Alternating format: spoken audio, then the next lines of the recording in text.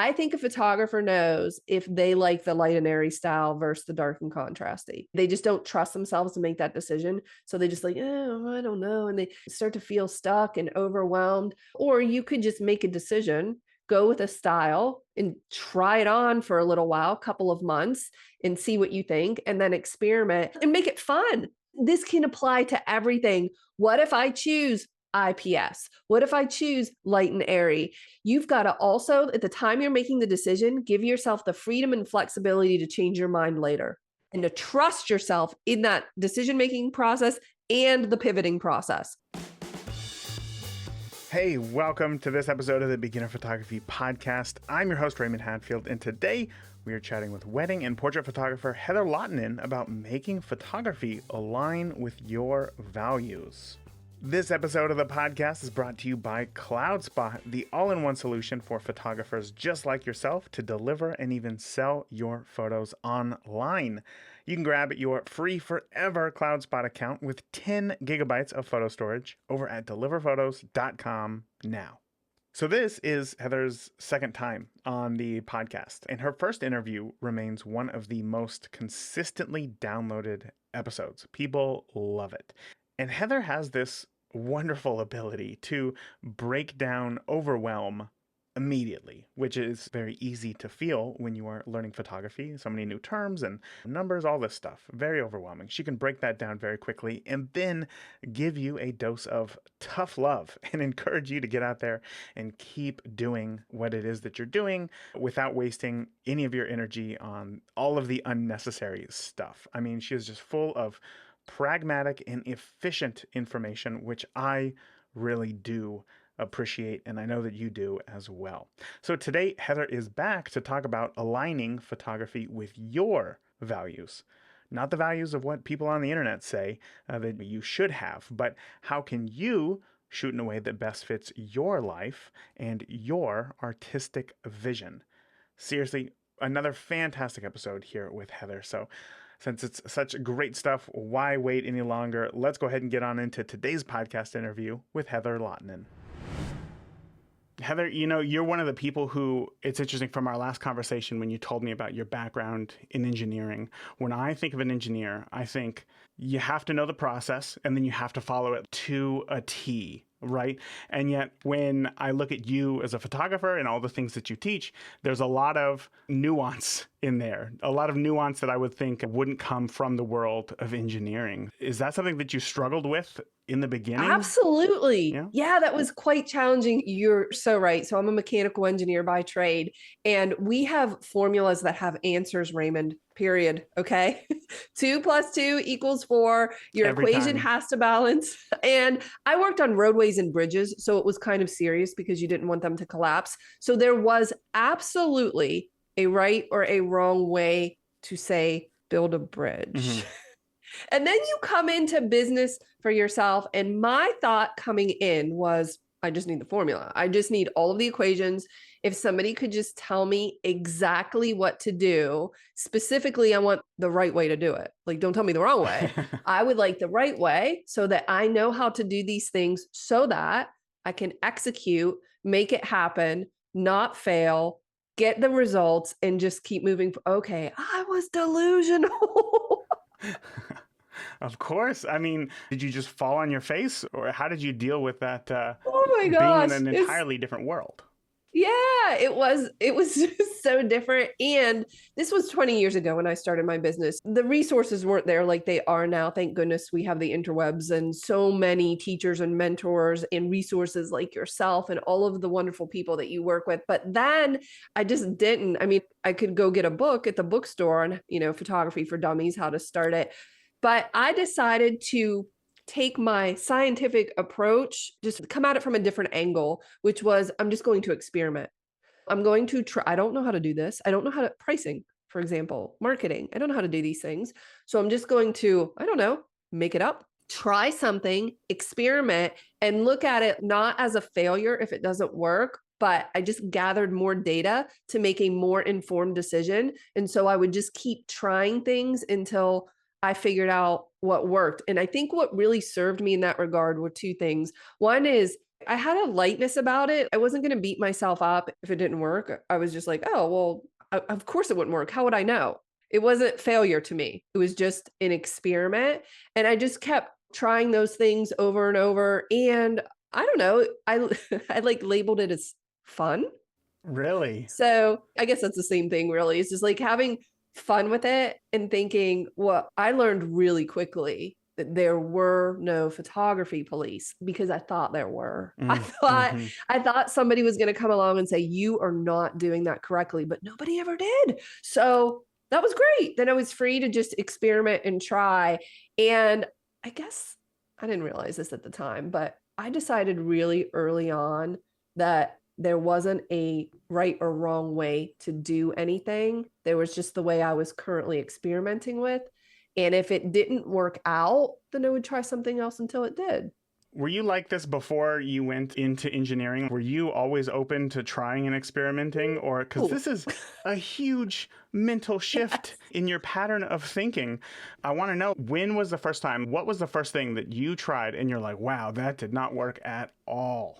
Oh my gosh. Well, if we're talking, there's a couple things. There's business and then like technically just photographing. I photographed my first wedding for a friend and she was fully aware of my skill set, which was -2. So I didn't have any experience with weddings. She wasn't going to hire a photographer. I photographed her wedding and I didn't understand shutter speed and motion blur. That's a big thing. The wedding was outside. And when it was during the day, it was great. Mm-hmm. I didn't know this, but night was coming and everything outside got dark and all of my pictures were blur. They had motion blur. Mm-hmm. Not all of them. A lot of them did. Oh, and by the way, this first wedding, I was shooting with a point and shoot camera. I did not have of course, why not, right? It was a Canon PowerShot G3 and you could manipulate settings. It was great for a point and shoot, but I didn't understand. So I wasn't able to change the shutter speed and think to myself, a shutter speed of 1/25 of a second is going to be a problem. No, I was thinking I need more light and it's dark. I have a different perspective of that now, 20 years down the road. At the time, I was very disappointed, but I wasn't paid for that wedding and she knew. And I still did have this kind of lightness to me of like, well, it was an experiment. I didn't beat myself up over it. I got frustrated. And I thought, well, there's something missing that I need to learn. And I remember saying to my husband, people do this. I know they get images that are sharp. I just don't understand how. And then I learned about the exposure triangle. And then I got a decent for the time camera and started to learn how to create sharp images. But I think the only way to get there is through experimenting and making the mistakes. Because once you make the mistake, that particular one will never happen again. You won't see motion blur from me for the most part. I'm not saying accidents don't happen, but for the most part, I learned that lesson pretty quickly and early on. And then I just adapted and continued to experiment. In my head, what happened was you did something, you had a problem, you looked for an answer, you followed that answer, and then you had success. I would then want to replicate that every single time. I would say, why experiment? Why don't I just look for the answers and then just follow that? But then one thing that I have found in doing so, or hearing from others who have done that, is that then they either get bored of their photography because now it's just like everybody else's, or they get burnt out because there's no sort of creative expression. How do you navigate that? Yeah, that's such a good point, because what you're saying is like, just tell me how to do this the right way. Yeah.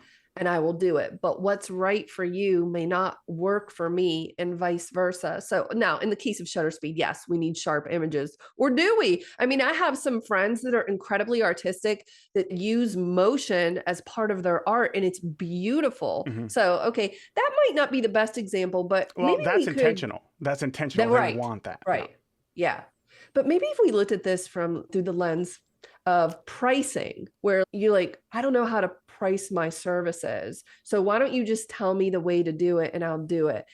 The problem with that, as I see it now, is that if I give you that information and it doesn't work, you think this is outside of your control. Like, Heather's pricing didn't work. This must not work for me because I trust her. And she said this is the right way. And then you feel really defeated and completely disempowered because it was given to you.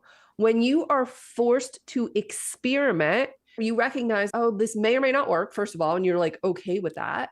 And then when it doesn't work, you adjust until you find the way that works for you. And then you have complete ownership and you love your pricing because it aligns with your values, your approach, your season in life, how you structure your business. But again, it's like, is that power coming from someone else, or do you want to experiment internally and empower yourself to allow yourself to make those decisions, experiment, and maybe fumble and it doesn't work? I mean, I had no clue. The first person to ask me how much for a wedding after the free one, I was like, I have no, what do people charge for weddings? I don't even know. Is like, would you want to pay $500? And she was like, that's great. And I was like, okay, done. And then you shoot a couple $500 weddings and you realize, no, nobody gave me that number. I didn't come ask you for that number. Nobody gave it to me. Straight air. Yeah. I made it up. I did a few weddings and I was like, this is definitely more work than I anticipated. And $500 is not going to cut it. So I'm going to have to increase that price. But that was like my journey. And I learned, okay, now recognizing that getting a jump start by working with mentors and enrolling in a course, I teach courses. Yes, of course, that's great. But the way I teach now is very different than the way I taught 15 years ago, because I truly believe there is not a right or wrong way to run your photography business. There are profitable ways. There are ways that are more profitable. But if somebody comes to me with a model, and actually this did happen. Are you friends with Anami Token from This Can't Be That Hard? Yeah, she's been on the she's podcast. Awesome. Yeah. Yeah. Okay, perfect. She's brilliant. And she has unique approaches to pricing. And I was on her podcast last year and she introduced me to something that I was like, what in the name of Mike? I had never seen pricing like that in 20 years. And I thought it was brilliant. I wouldn't have known that. You know, you try things, you get information from people and you make it your own, but there's no right or wrong way to do it. There are just different ways that are maybe more profitable or less profit. Now, if somebody comes to me and says, I don't like my pricing and I'm not making money, then okay, we need to look at your structure. But I just feel like as an entrepreneur, isn't the point of having this freedom being able to structure your business any way you want? Yeah, 100%. And I think that that's what's so exciting about being a photographer, right? Shooting what it is that you want. There's a low barrier to entry. As long as you have a camera and some way to take some money, you can kind of do it, right? It's when you stop playing photographer, quote unquote, and you really start getting into the business side that it starts to get difficult or challenging, because now there's so many questions to ask yourself. And not only questions, but sometimes doubt.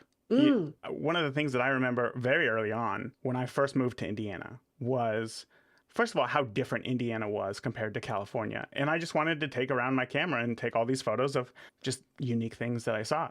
But a lot of times I wouldn't, because I was nervous that if I saw somebody else with a camera, then they would want to ask me questions and I'd feel weird or awkward about it, because I went to school for cinematography, not photography. So I felt a bit like an imposter. But at the same time, I wanted to bring my camera out so that I could take these photos. So how do we deal with getting over the fear and not letting that hold us back? I was going to ask you, how did you get through that? Because you wanted to take photos, but you were nervous. So what did you do?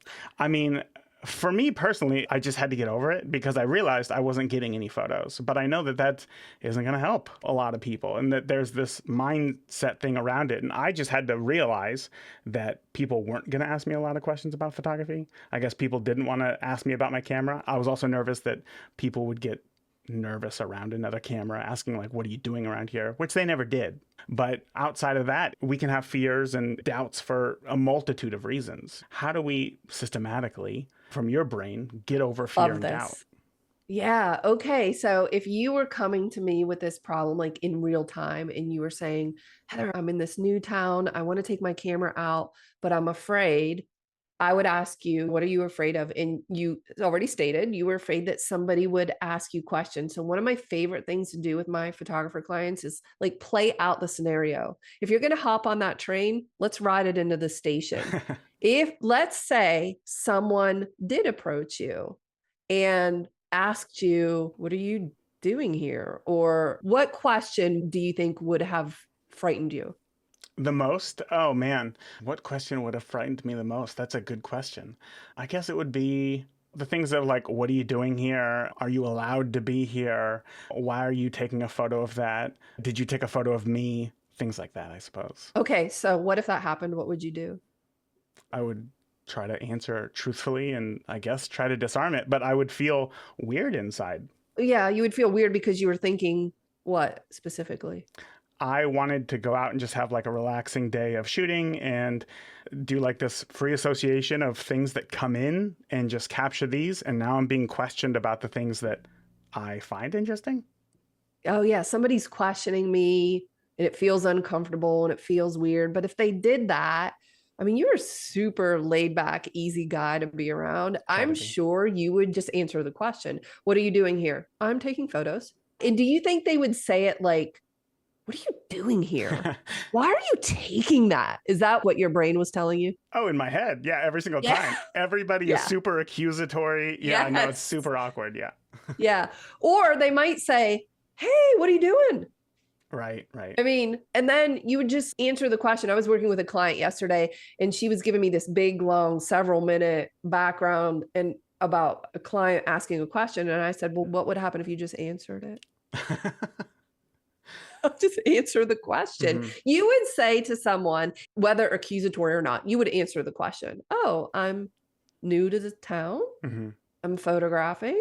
And maybe they would be like super curious and you'd make a new friend. Did your brain ever consider that? No, of course not. No, no. It's always these people are dangerous. They're the worst. They Danger. want to harm me. Yeah, of course. Yeah. When in Yeah. like reality, after all these years, I mean, I think the most difficult question I've been asked is, why don't you shoot Canon? I'm like, oh, well, and then like that's it. Nobody's ever really been accusatory. But I know that that's still like a difficult thing. And so is the answer like at some point we have to put on our big boy pants and actually just go out and try the thing? Oh, yeah, sure. Absolutely. I love that. Just like see what happens because usually what you're frightened of doesn't ever happen. Hmm. But I really do like to play out worst case scenarios. It's actually one of my favorite things to do. Tell me the worst case scenario. Because when you play it out and you recognize you can handle it, you just like emotionally armed yourself to behave in a more courageous manner when you do go out and do it because Yeah.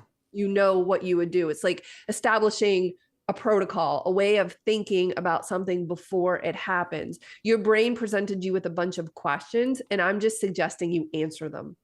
Mm. And then, what if you were new to photography and you were worried somebody was going to ask you about aperture? Like, what does the f-stop mean? And let's say you're not there yet, you don't know it. How would you answer that if somebody asked you and you didn't know? Oh, I'm not sure. That's kind of one of the things that I always knew. So I guess I always just knew that. I just always knew that. Let me think about something else. Maybe like a question about Flash or something like that, or Okay, posing yeah. perhaps. What would I Well, how do? would you answer it if you didn't know the answer? I guess I'm just trying it out, I suppose. You would say, I'm still learning. Yeah, I have no clue what I'm doing. yeah. I was always just like really funny about things. If somebody asked me, I always pretended that I knew what I was doing, like with my body language. But if Hmm. somebody asked me and I didn't know, I was always very honest. I was just like, I have no clue what I'm doing. Isn't that so fun? I'm just experimenting and I like taking photos and no, flash isn't my thing. Like, and you always operate with integrity. You're an honest guy. So you would just answer the question. I think the fear is, correct me if I'm wrong, my fear Hmm. is that I would feel embarrassed that I didn't know the answer. Oh, of course. Yeah, of course. That's it. So what do you do at that point? Yeah. Okay. I'm just willing to feel embarrassed. Mm. I don't label that as, I don't like it, but I'm willing to feel it. So I don't label it as a problem. I know that you could ask me something today that I don't know the answer to. I could trip over my words and I could feel embarrassed, which is something I do wish to avoid, Hmm. but I am willing to feel it because I'm willing to feel embarrassed.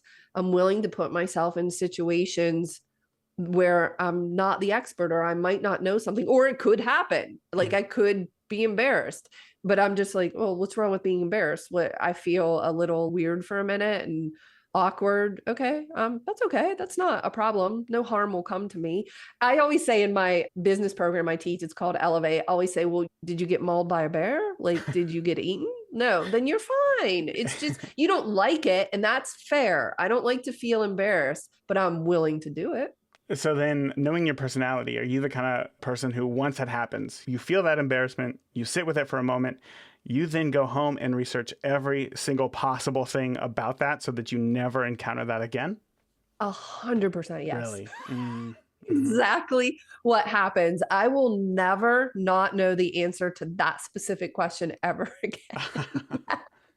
Yeah, because I don't want to feel embarrassed. I want to know things. I like to learn. So I want to be an expert in the field. Yeah, I will go figure it out and learn it. And then I will, next time someone asks me about Flash, that's a really good example because that's something a lot of people want to learn, especially like off camera. I'll make sure I know everything about that. Or until, I mean, you can't know everything until a question comes that can't answer. And then it just like builds your repository of knowledge and everybody wins if I'm willing to put myself in situations where I could be embarrassed. Right, of course. So we all understand that we have to put ourselves in a vulnerable position just to learn something, right? We have to acknowledge that there's something that we don't know and that we want to know, that we need to know, right? One of the hardest things about photography, as you have seen, and even with off-camera flash and posing and all these things, is that there is no one right way. As you said, there's multiple ways to do all these things. Is the approach learn everything possible and then pick the right one for you, or just learn enough to just move forward with that? That's a really great question because I am the type of person that likes to know all of my options so I can pick the best one for me, but that's just not realistically how it works. But I do think that people put themselves in that position and then they say, Heather, I'm stuck. Yes. And they feel stuck and overwhelmed because they want to evaluate every possible scenario. But that tells me that they think there's a right way and there's not. So I think you just have to know a little bit, enough to turn on the camera, press the button, turn on the flash, connect it, to then experiment. And the only way, oh, you know what this reminds me of? Oh my gosh, I'm so glad you brought this up. I didn't know early on if I should shoot JPEG or RAW in my career. I understood the difference between the two, but I just wasn't convinced one way or the other. So I decided to shoot an entire wedding season, which for me was between 25 and 30 weddings per year, an entire season in JPEG and the next season in RAW. And then I had 2 years worth of data so I could decide what worked for me. That sounds extreme. Yeah, yes. That's just who I am. So I did that and I determined that I looked at everything. I looked at shooting time, size of cards, backup systems, processing time, delivery, size of files. I looked at everything. And at the end of the day, I opted to shoot RAW for weddings. I would say I primarily shoot JPEG like for my personal photos. Same. And I try to get the exposure as close as possible, of course. But that's just what I decided based on the data I collected. Oh, you know what another one is? Where do you stand on back button focus? I love it for weddings. I don't use it so much for personal photos. What about you? That's interesting because the people that I meet, they like love back button focus so much that they use it for everything. So I find that at weddings, I find a pretty background and I know the photo that I want. So I just kind of stay right there and then I just have the couple interact within that and I don't have them move within the plane of focus. So I just keep it right there because I don't want my camera to accidentally autofocus on the tree or something else. Whereas with personal photos, it's not as risky to miss a shot. So I just keep it easier on myself. But that's the only reason. What about you? What do you use it for? Yeah, everything I hate or it. Never? I hate it.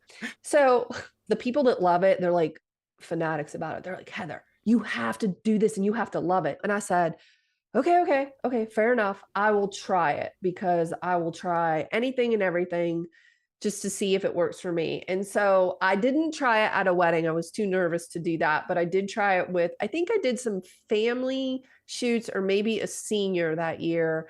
And I experimented with it and I hated it. It was not working for me in terms of muscle memory. Like I just wasn't used to it. And sometimes I would forget to focus. Raymond, I would take the photo without so that's not going to work. I gave it a chance. And I hated it. And I went back to my shutter button focus. But I did decide that was like another turning point for me where I was like, it doesn't have to be this way or that way. You don't have to shoot Canon or Nikon. There's like no right way to do it. It's just what works for you and gets you the photo that you're trying to achieve. And so like, why would I freak out? And do you remember back in the day, we had these message boards, photography message boards, Sure. and people would just freak out on each other about Canon versus Nikon or JPEG versus RAW. Mm-hmm. And I never understood that. I was like, so what? Who cares? Like, do what works for you, and so what? Yes, of course. Well, what's hard is that you know what works for you. And when you see Right. somebody else doing something and they're not doing it in the same way, you're thinking, what are you doing? This could be so much more efficient. Like your friend who told you back button focus is the way to go because they had tried it. They obviously liked it. I guess they just wanted to help you out. But I agree that like the amount of passion that people would have towards something is so ridiculous. Interesting. Because of how unique everybody can make their own photography, whether it be their images or the business side of things, for sure. So when it comes to figuring out your style in photography, right? Let's just talk about the style of photography for a moment, because I want to get back to the business, but I was thinking about this. When it comes to creating our photos, we've talked about the techniques so far to this point, the flash, the back button focus, the exposure triangle, all these things, shutter speed. But when it comes to creating images that you like, going back to the beginning of, I see that this thing works from somebody else, let me try to do that. How do we start to create our own unique voice through our images, our own style per se? That's such a great question. A lot of people do ask that, like, how do I find my style? And I think it comes down to experimenting. But before you experiment, you're probably inspired. So, like you just said, you see something you like and you're inspired by that. You try to replicate it or duplicate it. And then obviously you're putting your own spin on it. You're like the difference between, say, light and airy and maybe dark and contrasty. You're attracted to something. But again, there are photographers who say to me, well, should I do it this way or this way? Like, what's the right way? And I'm like, what do you like? What appeals to you? I think everybody should be like, hold themselves to integrity for their style, what they like, and just own it. If you like that style, then go for it. But how do you figure that out? I think you have to experiment. You have to find some things that you like, follow some photographers that inspire you, and see how try that on. It's like going into a dressing room in a clothing store. You're just like, I'm just going to try this outfit on and see if it fits. And maybe you love it. And maybe you're like, ooh, nope, no way, that's not for me. So you try on something different until you kind of figure out where you fall and what that looks like for you. Like, for instance, some people like a really trendy type of edit, and some people like a really clean classic edit. And I don't see a problem with either one of those. It just depends on what you like. I did have a student say to me once, should I ask each client what they like and adapt to them? Oh, And I I did did that. have a, I I did had that a, before. Yeah. I That's had a pretty hard. strong opinion on that. I was like, Please share. so I bet yeah, we're going to share the same opinion. usually I'm like, oh, there's no right or wrong way. Do it any way you want. And I was like, no way, bro. You have to stick to what you like, because nobody would be able to depend on you. How could you put a gallery on your website that showcases your work if it was always different? Yeah. It would not bode well for your business. There has to be a somewhat consistent style, because people want to hire you based on what they see. And if they see all of these different things, they wouldn't know what they were going to get. So no, I did not think that was a great approach. I personally think that you should experiment until you find what you like, and then try to build on that and get more consistent with it. And then I like to say, how can you turn up the volume in your business on your personality and your style, so that it's like so unique to you that when somebody sees your photos in the feed, they're like, oh, that's Raymond's photo. I recognize it. I know his style. You know, that's like ultimately what I was aiming for, but it's important to be patient. It's going to take time. That is not something that happened. Oh, how long did it take you, do you think, to like get into that groove of your style? I mean, a long time. I mean, I've been shooting a long time, just kind of personally, but I'd say professionally, probably like close to like 4 years. Yeah. What about you? Same, years. I was going to say it's definitely years. Yeah. I would say, I mean, it's been a while. So it's probably in the like 3 to 4 year range, maybe even 5, if I'm honest, where I finally felt like I hit my groove, like, oh, okay, this is what I like. Because what you deliver is a combination of your shooting style plus your editing style. So you're having to experiment with both. Mm-hmm. How do I like to shoot? And then also, how do I like to edit? And that combination makes you who you are as a photographer. So, like, for instance, I learned pretty early on that when shooting portraits, I love to shoot wide open. So I will go so risky with this depth of field. If I've got a prime on, my favorite lens back in the day was the 51.2 from Oh, yeah. Canon. And I would shoot that sucker at 1.2. Let's go. Okay, it's so risky, but I would get these really cool images and a lot of mistakes. But I like to shoot with a very shallow depth of field. I prefer a very clean, classic edit now, but it took so much experimenting. If I were to show you some of the photos from like the early 2000s with this Gaussian blur, black and white, green sort of filter from Photoshop, oh my gosh, mortifying. So at what point did you start to, as you said, put more of your voice into your images to get them to the point to where when somebody saw them, they said, that's a Heather image right there? You know what it is? It's I started to trust myself. Instead of looking to the other photographers in my area, or even all over the world for that matter, to see what they were doing and like, oh, I should be doing this or I should be doing that, I started to feel more confident in my own ability and just trust that the right people would be attracted to my business if I stayed true to myself. Like that if I always kept adapting to what the big name photographers were doing, I just wouldn't have that consistency. I built competence, understanding how to photograph, which led to confidence, which then just enhanced my self concept in terms of trusting myself. Like, oh, I like this photo, and I actually don't care if you like it or not. I like it. For me, this is how I like to shoot. And I don't know the time frame for this, Raymond. It took years, but I feel like when I really dropped into that belief, for me, that's when my business really exploded. Of course, I had a similar feeling, I would say. So, what do you say then? Because I'm sure that you run into them too. People come to me and they're like, I haven't found my style. I don't know. I don't feel like I'm creating the work that I want to. I'm having a hard time making the images that I see in my head. And I want to be a better photographer. How do I start creating these amazing images? And I'm like, great, tell me how long you've been shooting. And like, well, I've had the camera since May. And you're like, oh, well, I understand that you're so excited and you're passionate and you're ready to get going, but it takes years. How do you communicate that to them without discouraging them? Yeah. Oh my gosh. Of course, we want to encourage everyone. We certainly don't want them to feel defeated. So, something I like to say when someone says that exact question is, how would you know when you're there? We can't aim for something we haven't like put a pin on the map. You can't just get on the interstate and just drive willy-nilly and hope to hit a beach or something. You put a pin on the map and you drive there, and they'll push back on that and they'll be like, well, I don't know, because if I did, I would be there. And I just then dig a little bit deeper into, okay, well, what would you have to think when you're feeling like I've made it? My style is, I like it. I'm always improving, of course, but I feel like I really like my style and I'm there. And they'll say some version of, well, I need to like my photos. And then this sounds like circular logic, but it's really not. And it's like, well, okay, what would it take for you to like your photos? I believe that they have the answer within them, that they know, and that it's really just a matter of trust. I think a photographer knows if they like the light and airy style versus the dark and contrasty. They just don't trust themselves to make that decision. So they just like, oh, I don't know. And they like start to feel stuck and overwhelmed.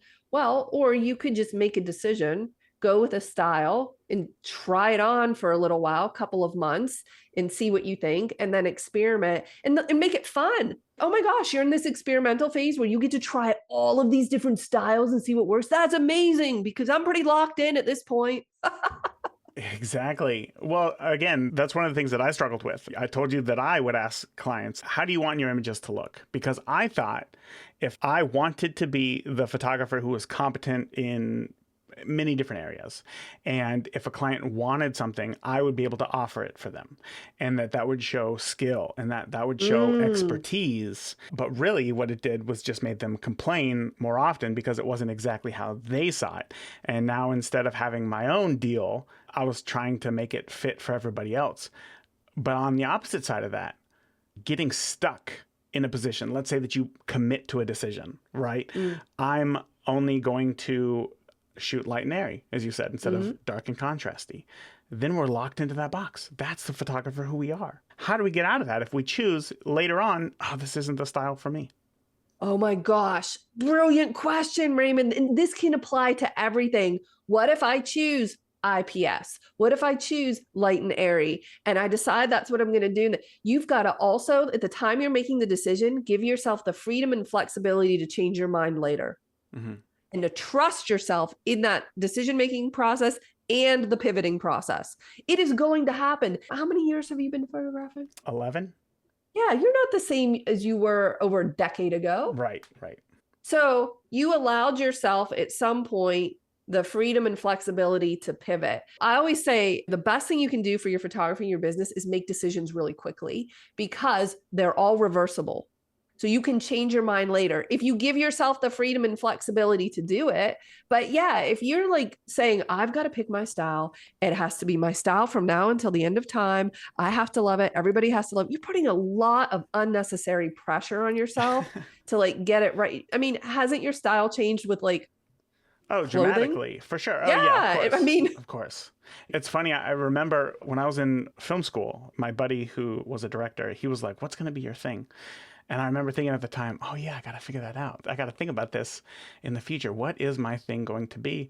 And now looking back on that, like what a dumb idea that was for me to try to predict the future and then try to lock myself into what that prediction may be for something as unique as a personal preference as far as like images go. And it was so wild. And what I had chose for myself, I now hate. So imagine if I would have actually locked myself into that, but it's just a testament to that we don't actually have to lock ourselves in and everything is reversible to a degree. I mean, just about everything that I've done in my business has been reversible. Is there anything that isn't? Okay, I see where you're going with this. So when I teach this in business and in life, by the way, because I think the most successful people I know make decisions really, really quickly because they trust themselves, but they're also not afraid to like make a different decision tomorrow if they need to. Yeah. And I always say, like, I'm not pouring concrete on your feet. You can make a different decision and it will work out the way it's meant to work out. So I thought about that. I was like, is there anything that we couldn't reverse? And I was like, thinking, well, if I went to IPS, could I go back to digitals? Yes. If I shot with this contrasty style, could I change? Yes. Could I do that? Okay. I only came up with one decision. Okay, there's probably more. Everybody calm down. One decision in life that's not reversible, and that is having children, because once a human is here, the human is here. Yeah. But like, just about, okay, there are major decisions you wouldn't change, like usually who you marry. I get it. That's not the point. The point is, like, looking at business, I could not come up with one decision that wasn't somehow reversible. Can you think of any? No, I'm trying to right now, but actually all that's coming to mind is, it's funny, I think that my son has an interesting fact of the day calendar. And I think the one that he pulled up, this was from a few months ago. I think that Lego originally started out making playing cards or something like that, or maybe it was Nintendo. Yeah, and I remember thinking, oh, wow, they really pivoted. And if a company like them, who obviously wasn't big at the time, but they were able to turn into something large, like, we're just photographers. Like, surely we're able to change our minds with something. So that is helpful. Do you shoot Nikon or Sony? I can't remember. Fuji. Fuji, right? That's right, because I have a Fuji. That's right. Okay, have you always shot Fuji? No, it was Canon and then Fuji. Oh, so that was a pretty big decision. You changed your mind. It was. What year was that? What led to that decision? What led to that decision? It was 2016. I had shot a wedding where everybody was so camera aware with the 5D Mark III and the 70-200. Even just the 24-70 was so large that throughout the entire day, everybody would look at me and immediately like, cheese, smile. And it was so fake and I hated all the photos. And I forget where I had seen it, but I had seen a Fuji camera somewhere and it was so much smaller. Like the entire kit was so much smaller that I thought, I like that camera for personal work. I'm going to get, it was a X100S. I started with the one, I think 2 before that. And I had, Oh, okay. so I had just taken it to a wedding, and throughout the whole day, nobody really looked at me at all. And I was able to get photos that I felt were more true to who the couple were, and they liked the photos more. And I thought, I'm going all in. And that was it. But yeah, I mean, that's a big decision, because my immediate fear was I'm going to show up to a wedding with this tiny point and shoot camera, quote unquote, and Uncle Bob is going to look at me and be like, wow, what are you doing here? And that did happen once, but the guy was he was just a person who wasn't enjoyable to be around, I guess. And at that point I was much more confident in shooting Fuji that it wasn't a big deal. But yeah, even then I changed my mind and went in a different direction. And it was totally fine. I was talking to a photographer yesterday who is struggling to decide between Canon and Nikon for a new mirrorless system. And she doesn't have any legacy gear to speak of, really. So she could go either way. And she's so nervous about this. And she's like, pros and cons and doing all these things. And I'm like, listen, they're both amazing systems. You can't go wrong. You will love whatever you buy. But let's say you didn't. What would you do? Oh my gosh. She's like, I don't know. And I'm like, well, you could sell it, right? You could always change your mind. And she's like, yeah, I guess I could. It would be a pain. And I'm like, yeah, sure, it would be a pain, but you could do it, right? Release that. That's why you hesitate to make a decision, because you don't think there's a way out, or you don't trust yourself. But what if you trusted yourself and believed that you could reverse it? Well, then, Raymond, oh my gosh, you could make decisions so fast. And I like lightning with the decisions in my business. Everything is like, oh, boom, where does the decision need to be made? Boom, go, next, do it. I shot Canon the first half of my career, switched to Nikon, like boom, did it. Didn't even think twice. I shoot Nikon and Fuji both now. Love it. Okay, great. Would have no problem trying something else. Like, so what? Why did you make the switch from Canon to Nikon? Because in 2010, I believe this was, I was photographing my kids at Easter with my Canon 5D Mark II at the time. And I was shooting with my 70-200, and I was like, why are these all soft? I'm so sick of soft photos from the 70-200 and 24-70. And by the way, I think Canon has improved light years, and I love Canon gear right now. In fact, I've considered buying it. So this was just like a circumstance of the time. So I decided, this was right when people started renting gear online, like lens rentals and stuff. Yeah. So I decided to rent a Nikon D700. That was like their big DSLR at the time. I rented it, and I was like, oh my, that's really nice. So I rented a set of gear for a wedding and had my second shooter use the Nikon gear. I used the Canon gear. Yeah, it was a nightmare to edit, but I wanted to experiment. And I had never seen so many sharp photos from him as I did from that Nikon gear. And I was like, I am done. I took all of my Canon gear. I put it on my desk. I took a photo of it. I posted it on my blog because there was no social media. No, so it had to be before 2010. Oh, it does not matter the year. It was before that, because it was before social media. And I said, hey, here's like $35,000 worth of Canon gear. What do you want? I just started selling it off. And I bought all new Nikon gear, and I made that decision. It was like, boom, next, done. I bought it, and I just moved on, learned the system, and it was great. Wow. Well, you went a different way with that than I was hoping for, but expectations are just setting yourself up for failure. I guess what I was getting at was, there's plenty of times where, because of our experience, maybe we don't have an answer for a question that we have. And there's an important role that community can play in our lives. And it's a great place where we can get information, but also because it can be large, there can be a lot of conflicting ideas and whatnot. Tell me about the role, at least for you, that you see community playing in helping us evolve as photographers. How do we navigate the vast size of a community and getting all these various different opinions? Oh, okay. So you mean like, if you have a question about a decision maybe you're trying to make, and you take it to the community? Yeah. Somebody's going to say one thing. Gosh. Somebody's going to say another. Somebody's going to say something else. Yeah. And here's the thing. Even if you get a mentor or a coach, one of them says you should do this and the other says you should do that. My approach is to like understand what you want, first of all. And I've just made a decision. I'm not going to crowdsource. I will take opinions into advisement. but ultimately I'm going to make the decision for myself. So I'm pretty sure-footed, and I would encourage photographers to like really tap into their own tuition and what they want to do, and absolutely ask for opinions. But remember, you get to choose whatever is right for you. I mean, you get to choose who you listen to. If there's somebody that you follow that you really like and respect, and that makes sense. But if there's somebody you follow that's maybe really famous, but you don't align with their values, why would you take their opinion into consideration? Mm-hmm. I think this is just like, oh my gosh, that's like a theme today, and we didn't even plan for it. It's like coming back to just trusting yourself. Yeah. Yeah, get some opinions. I remember I was working with my business coach a couple years ago, and this was an in-person event, and we were in a small group. She was asking me about my pricing on my website. And I looked at the other members of my group. It was maybe 6 or 8 people. And I said, what do you guys think about? And I didn't even get it out of my mouth. And she said, Heather, why are we crowdsourcing our business decisions? Do you really want them to set your pricing? And I said, ouch. I was like, no, I don't want them to set my pricing. And she's like, what do you want to do? What feels right for you? And certainly you can ask for thoughts and opinions, but I really believe that unless it's something technical, maybe like a question about, then there might be like a specific answer for like, oh, how many frames per second does this one shoot, or how many megapixels? Yeah. Okay. Whatever. That's like factual data you can find out. But when it comes to pricing, yeah, I think you should just choose wisely the voices you allow into your business. So then this may be a dumb question, but what role does community have for you? If you want to listen to yourself and not crowdsource information, what value does community bring to your life?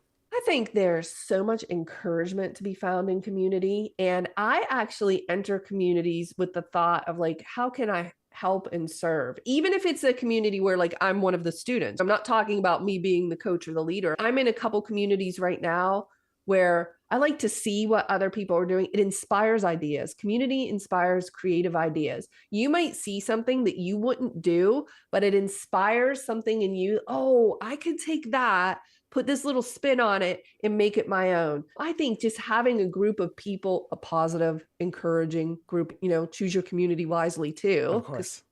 There's some out there that are less than ideal. I don't know, a little judgmental. Choose your community wisely and encourage one another and use it to brainstorm and get ideas.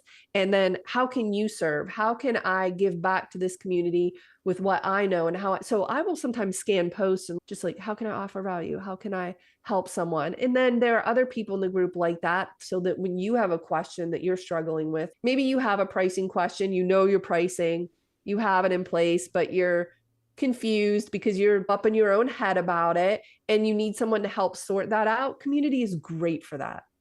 I told you at the beginning of this, I was going to try to push you a little bit, and I feel like I gave you a little bit of pushback with that one, but definitely not as far as perhaps maybe you were expecting today. But Heather, I love these conversations that we have. You always come at this with so much positivity and with so much pragmatic advice, which, as you said, sometimes we can get lost in our heads. Sometimes we can be so hung up on, what am I going to name my business? This is going to be it forever. And that's such a difficult decision. And at the end of the day, as you said, all these things are reversible if you don't like them. Let's learn to experiment and build the business that you want. So I appreciate your time today and sharing everything that you did. But before I let you go, listeners are going to want to know more about you. And you mentioned your Elevate program earlier as well. Share with us a little bit about that. Yeah, Elevate is our program for photographers who want to start or grow their photography business. We have members who are just starting, so we help them figure out all of the legalese and marketing and pricing and all that. We have all of the checklists and the worksheets and all the things, but what makes us different is that we know how to help you when none of that works. So you go through the checklists and you implement and it doesn't work for you. We know how to support you with our coaches, and we have something we call lifelines where you can jump on with a professional photographer. So we have new photographers, and we also have photographers who are just now hitting their first 6-figure years, which is amazing. So we have our 6-figure club inside of Elevate, and we just help people simplify. Let me give you a really easy example. The premise of everything I teach, I'm like, you guys, business is so simple. All it is 3 steps. You meet people, that's marketing. You tell them you're a photographer, and then you make them an offer. And if something's not working in your business, it's one of those 3. Are you not meeting enough people? Are you not telling them you're a photographer? Are you not making them? And we define all of those things. Like an offer is just service plus price. I like to take really challenging concepts for people that maybe don't have a business background and make it so simple and easy that they're excited to just go out, take photos. Because I don't think anyone got into this business to be stressed out, did they? Just me. I'm the only one, I guess. Yeah. You picked up a camera because it was fun, and then you thought maybe I could make some money, and that's great. I keep things really, really simple. So meet people, tell them you're a photographer, make them an offer to help. But yeah, in Elevate, we have so much fun. We challenge each other. We have this challenge, for instance, when you first join Elevate, we're like, how can you make $1,500 really, really quickly? We have this one challenge, was like, and we have all of these ideas, how to go and listen, everything else, the website, the SEO, the fancy pricing guide, all of that is like bonus. That's like fluff. It's great. But if you're meeting people, telling them you're a photographer, making offer, you're going to get clients and you're going to make money. And then while you're doing that, we'll add all of the things that maybe make your business a little more holistic. It is so fun. And if you go to flourish.academy, you can learn all about it. And you know it, I have 3 big takeaways from today's interview with Heather. The first one is the importance of having speed in making a decision.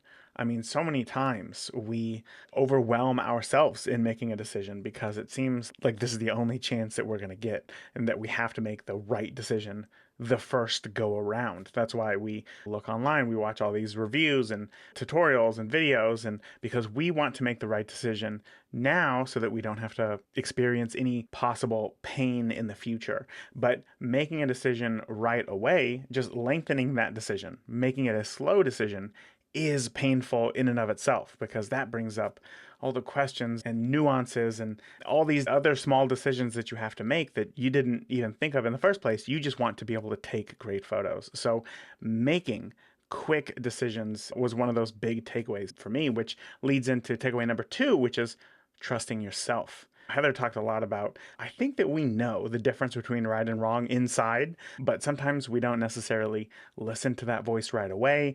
We want to get maybe confirmation from others before we trust that decision. Or if somebody else has an opposing view, oh man, well then good luck with, you just lost your entire week because you're going to spend all that time agonizing over the decision that you are about to make. So learning how to trust yourself, not listen to others as much, can lead to, again, faster decisions and better decisions and more confidence in yourself.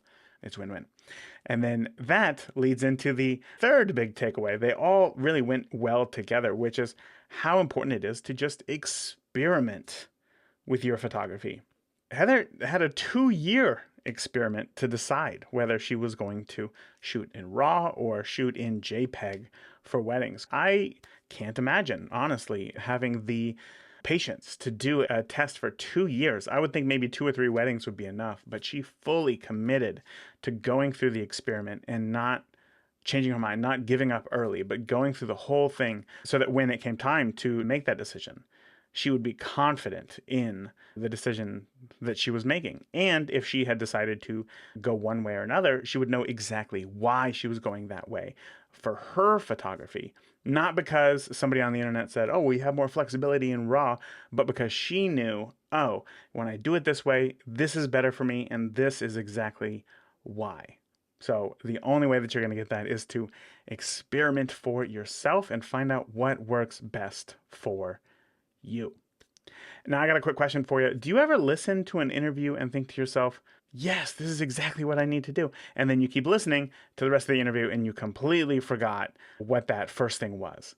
Well, worry no more. You can download a free downloadable photography action plan for today's episode with all of the great information that Heather shared today.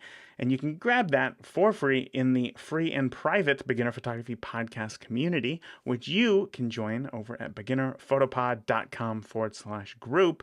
Again, that is beginnerphotopod.com/group. That is it for this week. Thank you again. And remember, the more that you shoot today, the better of a photographer you will be tomorrow.